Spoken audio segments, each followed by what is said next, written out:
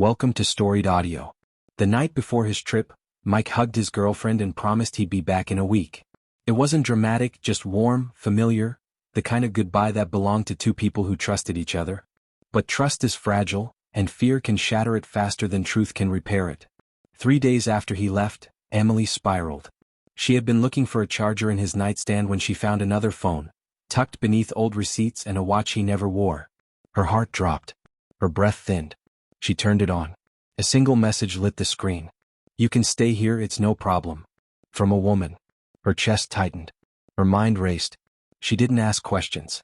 She didn't wait. She didn't breathe. She assumed the worst.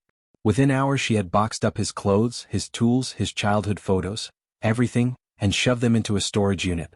She called their friends, voice shaking, telling them Mike had been cheating on her. She cried until her throat hurt. She barely slept. She barely ate.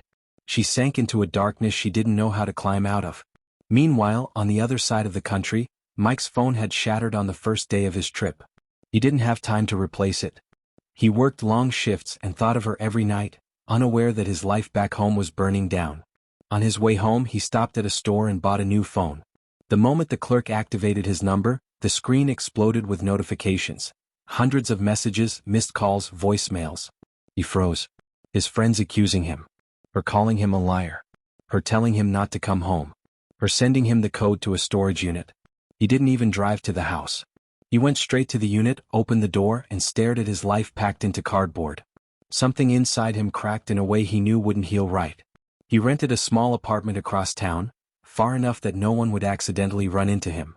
He didn't tell anyone where he went. He didn't answer the messages. He didn't try to explain. He was tired. He was hurt. And he was done. Months passed. One afternoon, Emily tracked down the woman from the mysterious phone.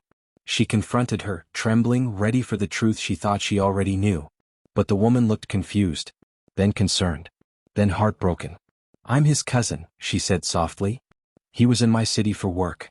I told him he could stay with us if he wanted. My kids adore him." Emily's phone slipped from her hand and hit the pavement. She had ruined everything. She tried calling him, but he had blocked her. She called every friend she had told, recanting her story, sobbing as she explained her mistake. She tried writing him letters, sending emails, anything that might reach him. But Mike never responded.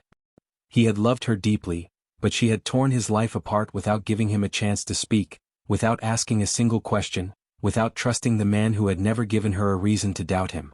And some wounds, once opened, don't close again. Subscribe for more audio stories.